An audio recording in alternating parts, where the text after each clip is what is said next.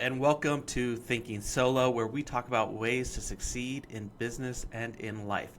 I am your host and creator, Ryan Derousseau.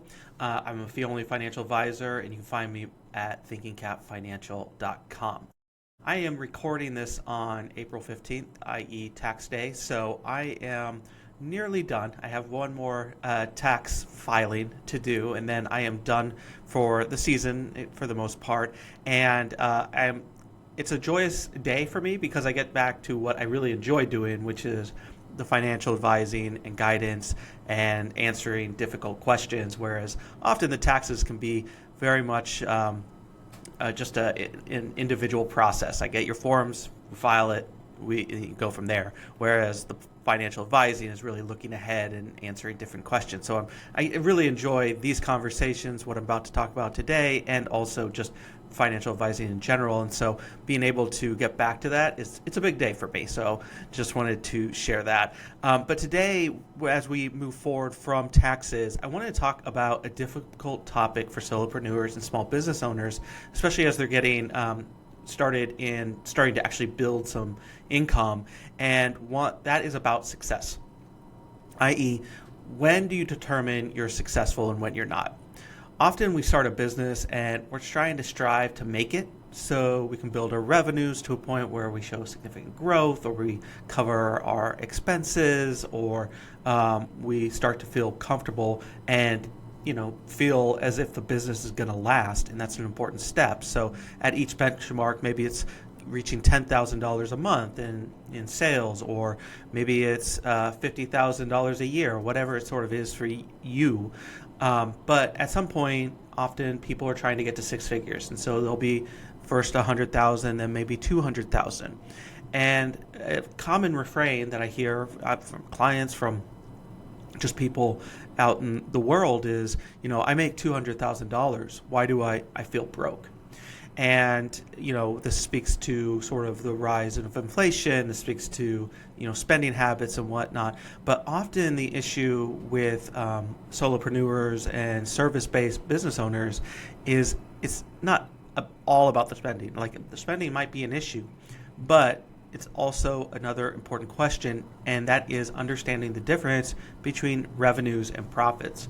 When you are an employee and you have a salary and they pay you every 2 weeks a paycheck, and that reaches $200,000, I mean, you don't have business expenses that you're cutting back on. You don't have self-employment taxes that haven't already been taken out from the paycheck. And so when you say I make $200,000 outside of after taxes, like you're making around $200,000 before taxes. That's not the case when you run your own business. First, you have to calculate the expenses that you have in these businesses. And so often when people are saying they make $200,000, they're mistaking revenues for profits. And it's really the profits that matter when it comes to your small business. And to really calculate that, we first need to understand what the expenses are. So these expenses may be 100% legitimate business expenses, or they may be a mix of business and personal, because people do that from time to time. But let's say they're 100% legitimate, and let's say they're $40,000 in a year. So now you've made not $200,000, you made $160,000.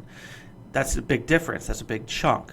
But next you need to calculate taxes. And I'm not just talking about like regular income tax. I'm talking about Social Security and Medicare tax, which is essentially what is the self-employment tax. Because when you have an employer, the employer pays half of this bill, but not when you own your own business. You're paying your Social Security and Medicare both from the employee and employer side, and that's 15.3% up to the Social Security max, and then a little bit beyond that for Medicare.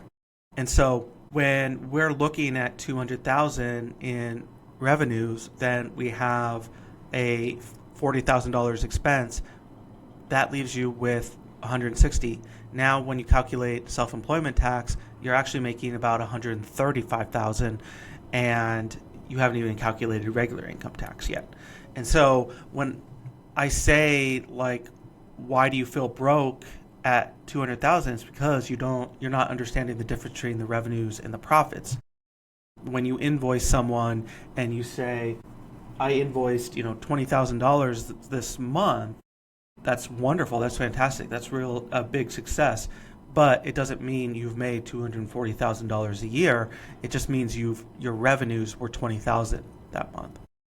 And so to realize a true $200,000, profit with $40,000 expenses as a service-based solo or very small business, you would need to make somewhere between $265,000 and $275,000 in revenue. It's not $200,000. You have to go way above that, and of course that's before regular income tax is accounted for as well. And the reality is most service-based solopreneurs don't take that into account because it's kind of an eat what you earn lifestyle. Like you're just doing mental math and saying, I invoiced 5 clients at my rate and this month, and that comes out to $15,000. Let's multiply that by 12, and that's the result. But when you're running a business, you have to look at different parts of the business in order to truly understand your result. And so here's a few key ways to manage that issue moving forward. First, know what number you want to reach before you even start. So you need to calculate the expenses that you have. You need to calculate the impact of the self-employment tax. But that is after you do that, what's the number that you want to end up with, okay? And so you take that figure with the expenses, with the self-employment tax, and you divide by your project or hourly or client rate, however you sort of bill. And that's the number of hours, projects, clients you need in order to reach that mark. So if you want to make $275,000, let's say, and you bill at $300 an hour, then you need to bill 20 hours a week for 48 weeks in order to reach that $275,000. And that's assuming, the $40,000 expenses in order to run the business. Now, if you increase your rate to $400 and you're still just trying to reach that $275,000 mark, then you only have to work 14 to 15 hours a week for 48 weeks. And so this not only helps you keep in line what you're actually walking away with, but it gives you ways to tweak your pricing in order to ensure that you are working the number of hours required to reach the goals that you have in mind.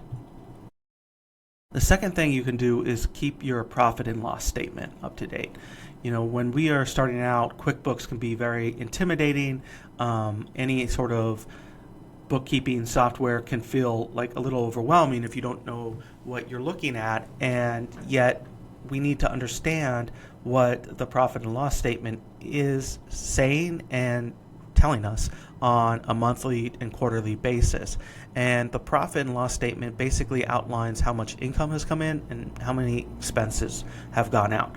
And this gives you a truer sense of what your net income is, i.e. what you're going to put on your tax form and pay taxes in the end, and it shows profits. And that's really what we need to understand. So checking this every month or quarter is going to be really vital to your success moving forward, but also making sure that you have proper bookkeeping in place and you understand what's kind of feeding into these numbers, because it also helps you tweak as you move forward. Get in the habit of thinking profits, not revenues. It's a more difficult equation, so you can't just sit there and do the mental math about it, and so it's a little less common, but it will keep you centered and focused on the growth that you need to achieve in order to reach the number that you'd like. And then find ways to keep more of your money, like a retirement account or paying your child through the business, or tactics like that are perfectly legitimate. It reduces your income tax, therefore you're keeping more of the money, and now you don't have to make quite as much in order to reach that $200,000 mark in this example, or whatever sort of mark that you are trying to make. And so if you're able to incorporate these things and reduce what you're actually declaring to the IRS, therefore you're making less but keeping more. And that's really the goal in the business, is the amount that you're keeping, not the amount that you're pulling in as at the revenue line. I hope that helps. And if you are feeling broke with 200,000 while you're making 200 legitimate thousand, then also look at the spending. And if reaching out to a professional to help and guidance in that, whether it's me or someone else out there, feel free. It's probably something that you need to look deeper at and kind of figure out what's going on in the business beyond that. Moving on to the movie review, but because of tax season, my 3-year-old daughter's sleeping habits as well thrown in the mix. Like, movie viewing has been very difficult to come by over the past few weeks, but I did manage, over 3 days essentially, to catch RoboCop. It's the 1987 sci-fi thriller from director Paul Verhoeven, who was, this is a classic movie. It's not like people haven't heard of RoboCop, but it was the exact type of movie that I really needed in this sort of stressful month and situation that I'm in right now, just getting through the tax season. And so for those who haven't seen it, it follows the incorporation of a private company into the management and control of the police force, including incorporating robots within the urban Detroit area and humanoids type robots as well, like RoboCop. And so one prototype includes incorporating a deceased officer who is presumed to have lost all memory of his life. Slowly, however, it's clear that the corporation's efforts aren't on the up and up, and RoboCop begins to recognize his old self and those that ended his life. And they're very much linked to the corporation, not, for spoilers and whatnot. But anyway, the movie, without getting into spoilers, it's fun and gory and cheesy, but it holds up after all these years. And honestly, who among us don't sometimes feel like RoboCop at times? Going it alone, trying to fight for what's right, and running into metaphorical walls each and every step of the way, only to realize some of the issues stand far larger than you possibly could imagine. You couldn't possibly predict or even know going in, and yet you're still fighting, you're still clawing to do what you or all of us view as what will bring us to a better place. And so in many ways you can see yourself in RoboCop if you're a solo or entrepreneur out there. And it's probably the first time I've ever seen RoboCop from beginning to end, uncut. Often it was on TV, TBS, TNT back in the day, I would guess, and so you'd see parts of it, but never watched it all the way through. But I'm really glad that I did. Let me know what you think if you get a chance to see it. It's playing on the Criterion channel as well as for rental on streaming channels as well. That's the show for today. Again, you can find me on YouTube at Thinking Solo, and I'm on LinkedIn under my name, Ryan Derousseau. Be sure to subscribe. I'll speak to you next time. In the meantime, keep grinding.